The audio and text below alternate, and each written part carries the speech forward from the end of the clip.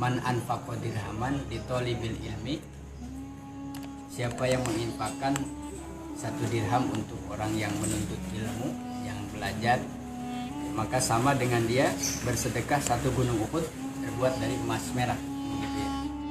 Di samping itu pahalanya besar, juga jariah yang terus mengalir.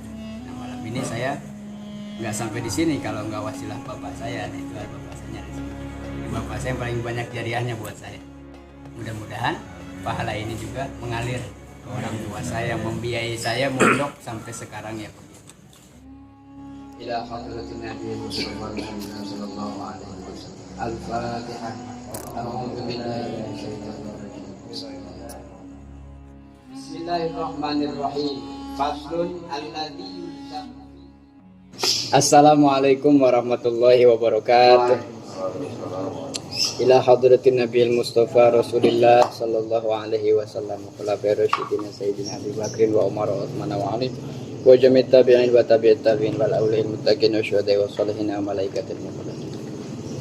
Sahib hadzal kitab subhanallah bi ulumi wa barakati masyayikhi fi mutat sadan kullihim masyayikhi masyayikhina abaina wa ummatina wa jaddatina Al-Fatihah.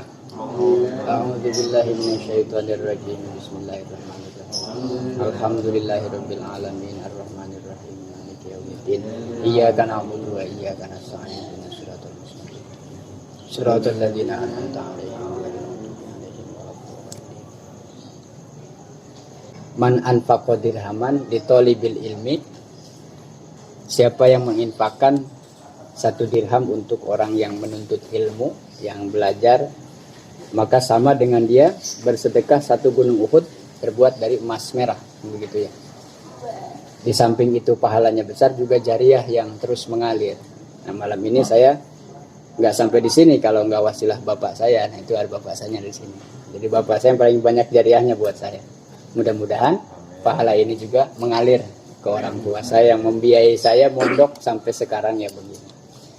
Bismillahirrahmanirrahim. Al-Majlis As-Sabi. Belum selesai kemarin ya. Sedikit lagi tentang i'ta'is shadaqah fi sabilillah. Ada banyak riwayat atau hikayat, cerita, motivasi juga perlu. Dalam Quran juga hampir berapa persen adalah kandungannya hikayat, cerita-cerita. Ada cerita Israiliyat tentang Bani Israel, umat-umat terdahulu.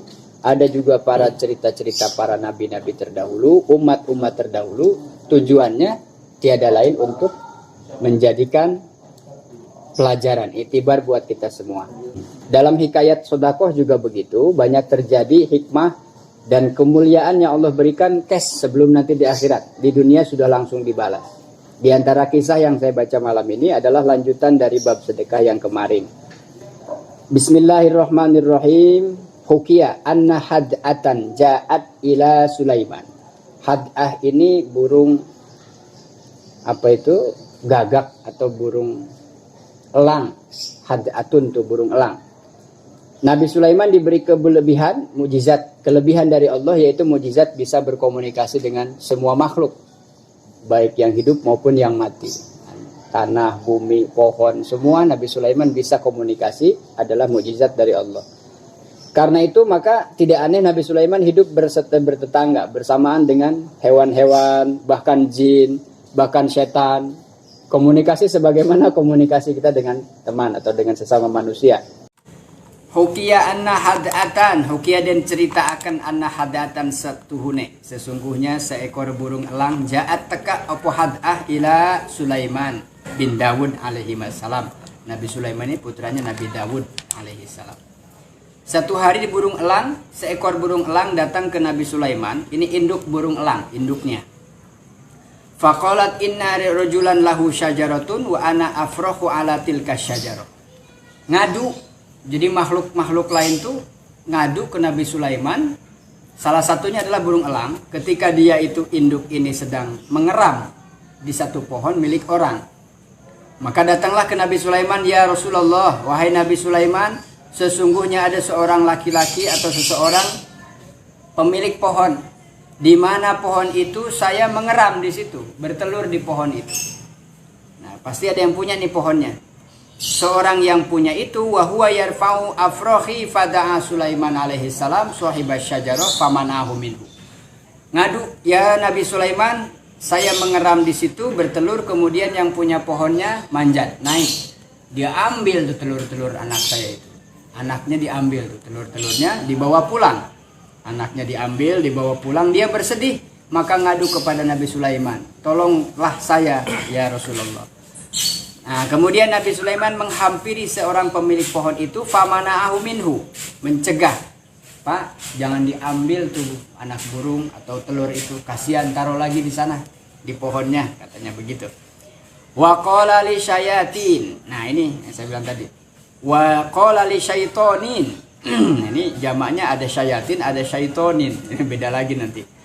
Inni amirun kama idza kana afrohi idza kana al-am qabil wa rafa'a hadzal rajul faroha hadzat tayr fa khadahu wa ja'alahu nisfaini wa ramiya nisfahu ilal masyriq wa nisfahu ilal maghrib. Nabi Sulaiman memperingatkan orang ini yang punya pohon agar dia tidak mengambil anak burung tadi. Nah, tetapi Nabi Sulaiman antisipasi, jangan-jangan orang ini nggak nurut nanti.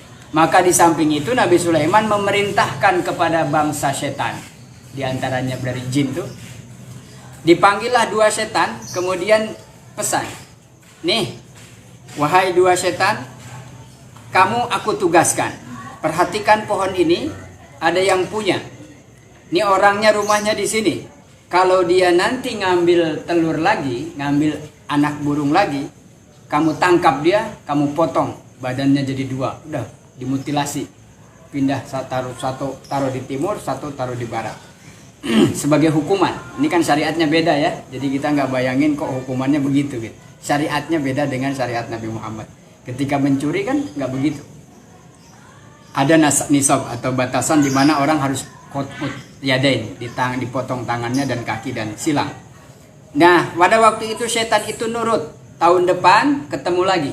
Sampai tahun depan kalau orang ini kemudian masih mengambil anak burung yang sedang ngeram, walaupun itu di pohonnya, maka kau potong saja tuh orang. Pisahkan badannya, satu di timur, satu di barat. Wa arada ayas ada syajarah wa qad tasaddaqa. Setan tadi sepakat, baik wahai Raja Sulaiman, saya akan melakukan tugas titahmu.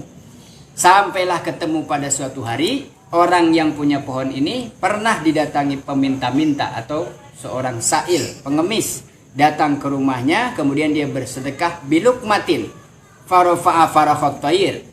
Dia memberikan sedekah satu suap kepada orang pengemis ini. Kemudian sudahlah, singkat cerita, di akhir tahun ketemu awal tahun depan, dia naik lagi ke pohon. Naik lagi ke pohon, lihat lagi ada telur burung lagi. Diambillah itu telur burung, dibawa lagi pulang. Nah, berarti ini melanggar aturan Nabi Sulaiman kan.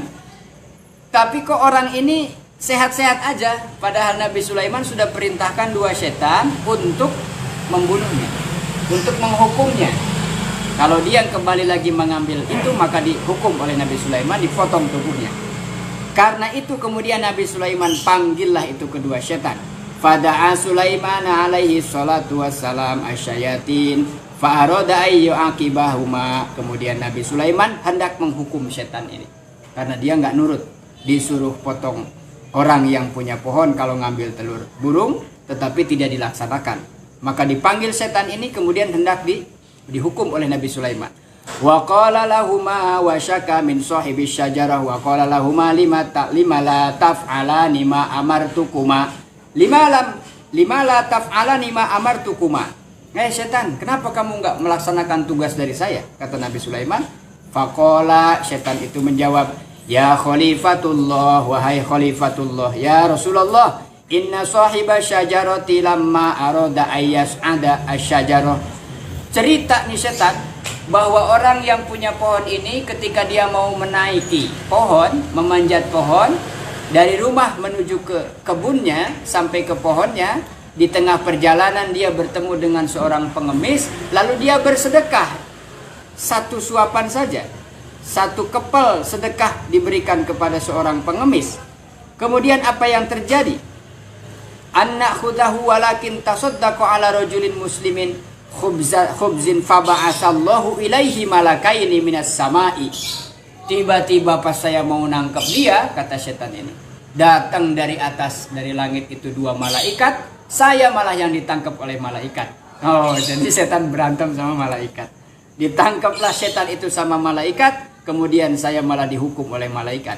Walakin tasaddaq mina waromiya bihi faroma, dilemparlah malaikat setan tadi, yang satu dilempar ke timur, yang satu dilempar ke barat. Ilal maghrib wa dafa'ashirna alai anhu bi barakati shadaqatihi.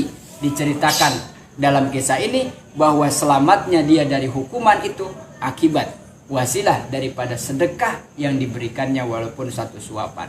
Ini satu kisah tentang pelajaran betapa sedekah itu punya kekuatan. Berarti begitu.